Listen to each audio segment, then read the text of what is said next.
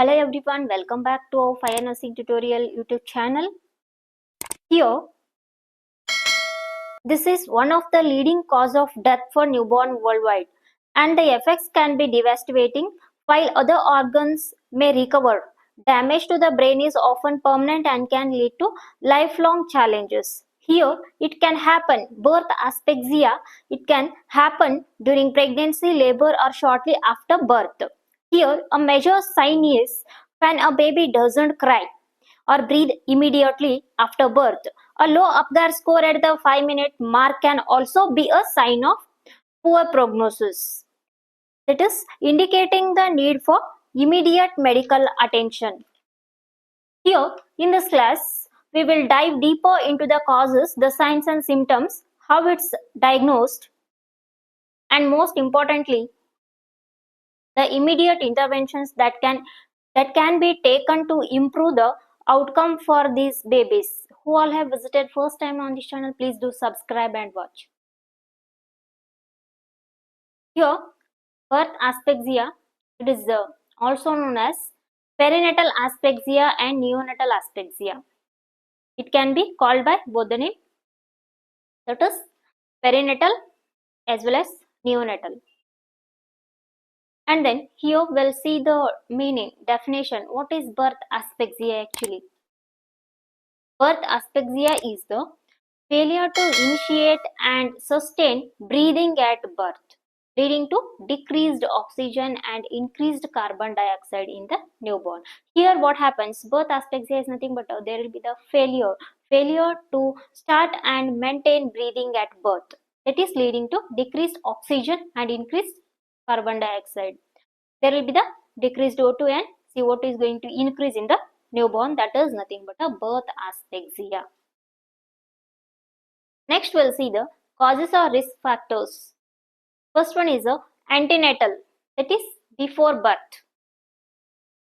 Maternal anemia, pregnancy induced hypertension, diabetes mellitus, placental insufficiency and post maturity. These are the antenatal causes we can see. Next, interpartum, that is during labor. Prolonged or obstructed labor, cord prolapse or compression, placental abruption or placenta previa, and then meconium aspiration of a newborn. And then comes to the third one, that is postnatal, that is after birth.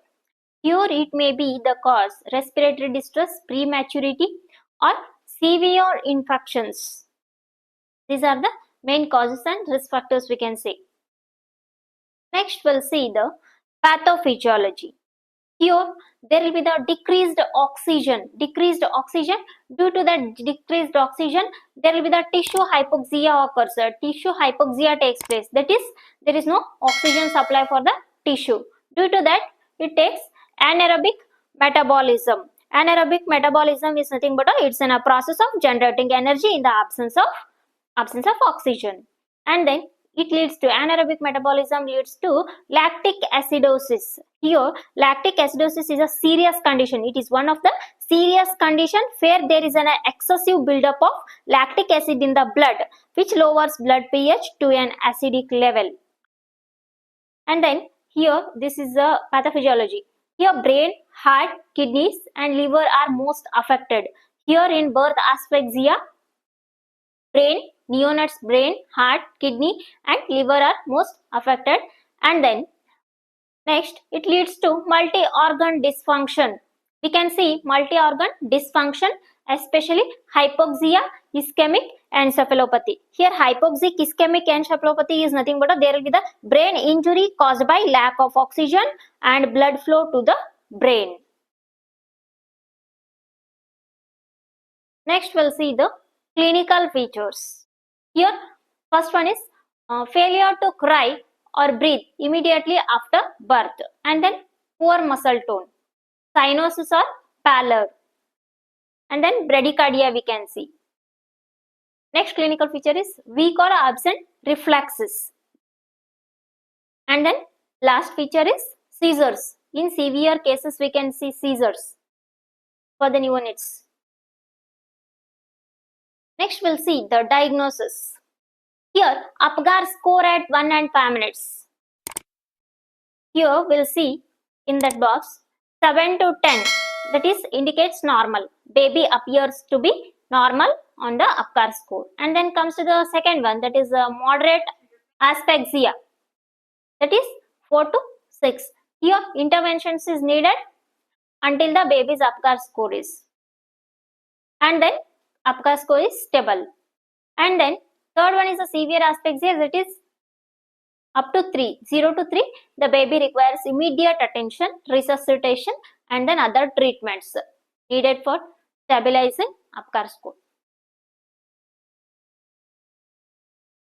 Next, we'll see management, most important thing, most important part of the topic, birth asphyxia. We'll see the management. First one is immediate management. Here first, you can see in the immediate, clear airway, that is by suction, mouth, and then nose, and then provide warmth. Stimulate breathing. If no breathing, start neonatal resuscitation, bag and mask ventilation, and then chest compression if the heart rate is less than 60 beats per minute, and then administer oxygen. These are the immediate care, immediate management of birth asphyxia. Okay. Next, supportive management we can see here. Maintain temperature and then correct acidosis, hypoglycemia, electrolyte imbalance, and then monitor urine output, and then also anticonvulsants for seizure in severe cases. Next, we'll see the complications. Hypoxic Ischemic Encephalopathy, seizures, and then multi-organ failure like kidney, heart, and lungs, cerebral palsy, and then developmental delay or death we can see. These are the complications of birth asphyxia. I hope you all are very clear with the topic birth asphyxia. Please like, share and subscribe to our YouTube channel for more informative topics. Thank you for watching.